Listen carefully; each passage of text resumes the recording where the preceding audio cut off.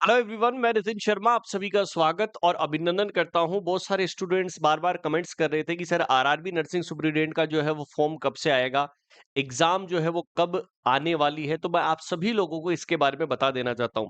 आप सभी लोगों को पता है कि 21 अप्रैल को जो है एक पेपर की कटिंग आई थी, जिसके माध्यम से मैं आप सभी लोगों को बता दूं कि नई भर्ती जो है वो आने वाली है। देखो, पहले पैटर्न अलग था आरआरबी का, क्योंकि आरआरबी की एग्जाम्स पहले 2 साल, 3 साल, 4 साल से एक बार होती थी।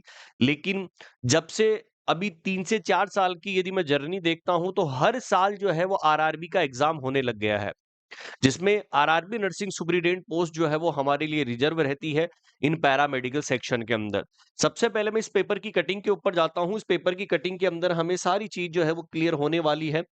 रेलवे भर्ती बोर्ड विभिन्न पदों की भर्ती प्रक्रिया अगले माह से संभव है। ठीक है कि रेलवे भर्ती बोर्ड की ओर से वर्ष 2026 में विभिन्न पदों के लिए भर्ती की प्रक्रिया अगले माह के लिए शुरू होने संभावित है, जहां पर लोको पायलट, एनटीपीसी और पैरामेडिकल, क्योंकि हमारी जो एग्जाम्स होगी वो कौन से सेक्शन के अंदर होने वाली है, मैं आप सभी लोगों को बता दूं कि पैरामेडिकल सेक्शन के अंदर जो है ये होने वाली है।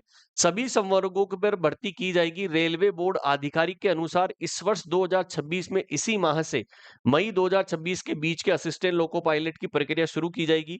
यहाँ पर इंजीनियर और साथ में सेक्शन कंट्रोलर, डीएमएस, सीएमएस तकनीकी पदों पर भर्तियां होने वाली है। आवेदन की अंतिम तिथि 14 जून रहेगी। यह सहायक लोको पायलट 11,127 पदों पर भर्ती होगी। अब सर, यहाँ पर जो है वो क्लियरली मेंशन नहीं किया गया है, क्योंकि अभी तक सर नोटिफिकेशन जो है वो जारी नहीं हुआ है कि आरआरबी की जो है वो कितनी पोस्ट आएगी और कब एग्जाम होगी। आप सभी को पता है कि आरआरबी हमेशा अपना कैलेंडर जारी करता है, हर बार की तरह। सेम उसी तरीके से 5/12 जो है उसको कैलेंडर जारी हुआ था, और उन्होंने बताया था कि 2026 की जितनी भी एग्जाम है एनुअल कैलेंडर की, मैं यहाँ पर आपको लेकर चलता हूं जो हमारे लिए पैरामेडिकल कैटेगरी के अंदर है। और आप सभी लोगों को दिख भी रहा होगा कि जुलाई और सितंबर के अंदर देखिएगा पैरामेडिकल कैटेगरी जो 2026 का एग्जाम का कैलेंडर है। ठीक है, जहां पर इन्होंने मई जून के अंदर जो है वो टेंटेटिव दिया है, मतलब जुलाई 2026 के अंदर आप सभी लोगों का फॉर्म जो है वो भरा जाएगा। फॉर्म जो है वो क्या हो जाएगा दोस्तों, स्टार्ट हो जाएगा। तो इससे मैं आपको क्लियरली कह दूं, या ऊपर की तरफ मैं देखूं कि क्या क्या ऑप्शन है, कि vacation assessment up to vacancy OIRS MS के थ्रू और इंडेन होगी, फिर उसके बाद में प्रपोजल ड्राफ्ट आएगा। तो यहां पर पैरामेडिकल कैटेगरी का जो प्रपोजल ड्राफ्ट है वो कब आएगा, जुलाई 2026। ठीक है, और अभी रिसेंट के अंदर आप सभी लोगों को पता है कि जून चल रहा है, और जल्द ही आप सभी लोगों को नोटिफिकेशन की यदि मैं बात करूं, तो नोटिफिकेशन आउट कब होगा, यदि आपसे ये पूछ लिया जाए नोटिफिकेशन जो है वो आउट कब होने वाला है, नोटिफिकेशन आउट, तो आप सभी लोगों को बता दूं कि जुलाई के अंदर ही नोटिफिकेशन जारी हो जाएगा, जुलाई 2026 के अंदर। आप सभी लोगों को पता है कि नोटिफिकेशन आउट होने के बाद में आपको एप्लीकेशन स्टार्ट होते हैं, मतलब एप्लीकेशन फॉर्म स्टार्ट होंगे। ठीक है, जो एप्लीकेशन फॉर्म जो है वो क्या होंगे, फॉर्म स्टार्ट होने वाले हैं। और आप सभी लोगों को पता है कि हमेशा 1 महीने का टाइम लेता है एप्लीकेशन फॉर्म भरने के अंदर आरआरबी। ठीक है, तो मैं जुलाई से बोलता हूं, तो सर अगस्त 2026 तक आप सभी लोगों को पता है कि अगस्त के अंदर वो क्या करवा लेगा, फॉर्म को फिल करवा लेगा। Is that clear? और फिर एग्जाम की, यदि एक्सपेक्टेड एग्जाम की बात करते हैं कि एक्सपेक्टेड एग्जाम जो है, एक्सपेक्टेड एग्जाम मंथ कौन सा हो सकता है, आप सभी को पता है कि ये करीबन करीबन 2 से 3 महीने का समय लेता है हर बार। 2 to 3 मंथ जो है ये लेता है, क्योंकि ये केवल पैरामेडिकल की एग्जाम को ही नहीं करवाते हैं, ये हर एक उस एग्जाम्स को कराएंगे जो आपको कैलेंडर में दिखाया गया है, चाहे वो लोको पायलट हो चाहे किसी भी हो। तो 2 से 3 महीने का जो है वो टाइम लेते हैं आपको एग्जाम कंडक्ट करवाने का। मतलब यदि मैं जुलाई से काउंट करता हूं, तो जुलाई, अगस्त, सितंबर, अक्टूबर, नवंबर, दिसंबर, तो इसका मतलब एक्सपेक्टेड जो होगा वो दिसंबर के अंदर इसका एग्जाम होगा। कब होगा? दिसंबर के अंदर इसका जो है वो एग्जाम होने की संभावना है। तो अभी आपके पास जो है वो दोस्तों टाइम है। ठीक है, अभी आपके पास जो है वो टाइम दिया गया है कि आफ्टर नोटिफिकेशन की बात कर रहा हूं कि सर कितना जो है वो हो सकता है। मेरे हिसाब से क्लियर हो चुका होगा नोटिफिकेशन जुलाई के अंदर आएगा, 1 महीने का टाइम लेगा, उसके बीच में करेक्शन विंडो ओपन करना, ये सब 1 महीने के अंदर कर देते हैं। एक्सपेक्टेड एग्जाम मंथ जो है वो 2 से 3 महीने का टाइम यदि लेते हैं, तो आपको ये याद रखना है कि दिसंबर तक ये मामला जो है वो खिंचने वाला है। तैयारी पहले से ही करनी होगी। जिस तरीके से हर एक एग्जाम का लेवल बढ़ता हुआ जा रहा है, उसी तरीके से आप सभी लोगों को जो है वो तैयारी भी उसी तरीके से करनी होगी। अब मैं एजुकेशन क्वालिफिकेशन की बात करता हूं कि सर जो एजुकेशन क्वालिफिकेशन है वो क्या रहने वाली है। बहुत सारे बच्चों की जो है वो क्वेरी रहती है। देखो यहां पर जीएनएम वाले फॉर्म फिल कर सकते हैं, जीएनएम नर्सिंग जिसने करी है, जिसको विदाउट एनी एक्सपीरियंस, कोई एक्सपीरियंस की आपको आवश्यकता नहीं है दोस्तों। यदि आप एम्स के अंदर यदि रिक्रूटमेंट डालोगे तो यहां पर जीएनएम वालों से 2 साल का जो है वो एक्सपीरियंस लिया जाता है, लेकिन आरआरबी के अंदर कोई प्रावधान नहीं है, जीएनएम वाले विदाउट एनी एक्सपीरियंस बढ़ सकते हैं।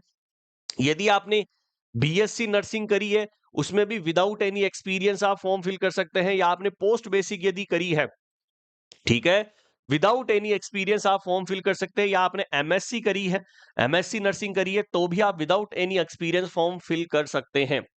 यदि मैं पे लेवल की बात करता हूं तो आप सभी लोगों को पता होगा पे लेवल अभी भी 7 ही चल रहा है, ठीक है, पे लेवल 7 ही चल रहा है, 44,900 से लेकर, ठीक है, यहां पर 1 लाख तक जो है वो सैलरी रहती है। आप सभी लोगों को पता है कि जहां पर 80 से 90 हजार सैलरी कट पीट के मिलते हैं, ये तो पे लेवल 7 में है।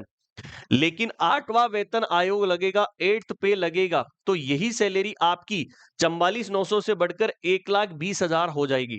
ठीक है, ये बेसिक पे होगा। ठीक है, 1,20,000 क्या होगा? बेसिक पे होगा। ये 8th पे होने के बाद में जल्द ही आपकी एग्जाम से पहले 8th पे का अनाउंसमेंट हो जाएगा और आपकी सैलरी जो है वो डबल हो जाएगी सीधी। तो जो भी स्टूडेंट तैयारी कर रहा है वो अभी से अपनी तैयारी को और मजबूती के साथ में तैयारी करे। विजडम के साथ में आप सभी लोग जुड़ सकते हैं। मैं आप सभी लोगों को बता दूं कि यदि आपको सभी चीजें बेसिक से पढ़नी है, सभी चीजें जहां पर आपका अभी तक बेस कमजोर है, हमेशा हम बोलते हैं कि बेस को मजबूत कर लो, आपका हर एक पॉइंट जो है वो सिलेक्शन की तरफ जाएगा। जहां पर नर्सिंग और नॉन नर्सिंग दोनों ही सब्जेक्ट आपको संगम बैच के अंदर मिलने वाले हैं। इस बैच का नाम जो है वो नर्सिंग फाउंडेशन कोर्स है, जहां पर आप सभी लोग बेसिक से पढ़ेंगे, कॉम्प्लेक्स तक लेकर जाऊंगा इस बैच के अंदर। ये रिकॉर्डेड सेशन रहेगा, पीडीएफ नोट्स आपको दिए गए हैं, 1 ईयर की वैलिडिटी, और इसकी सबसे मिनिमम कम प्राइस रखी गई है मात्र 1999 रुपए के अंदर, सबसे कम।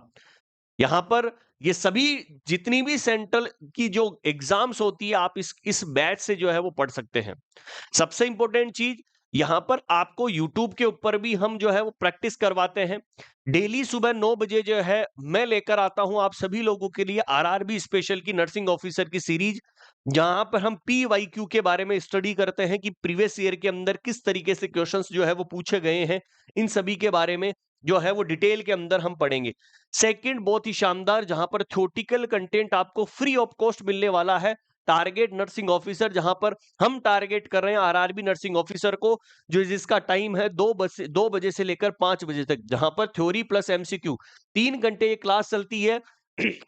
जिसके अंदर आपको तीनों teachers, Sandeep sir, Allen sir, Deepanshu sir, आपको थ्योरी के साथ में एमसीक्यू सेशन लेकर आने वाले हैं फ्री ऑफ कॉस्ट।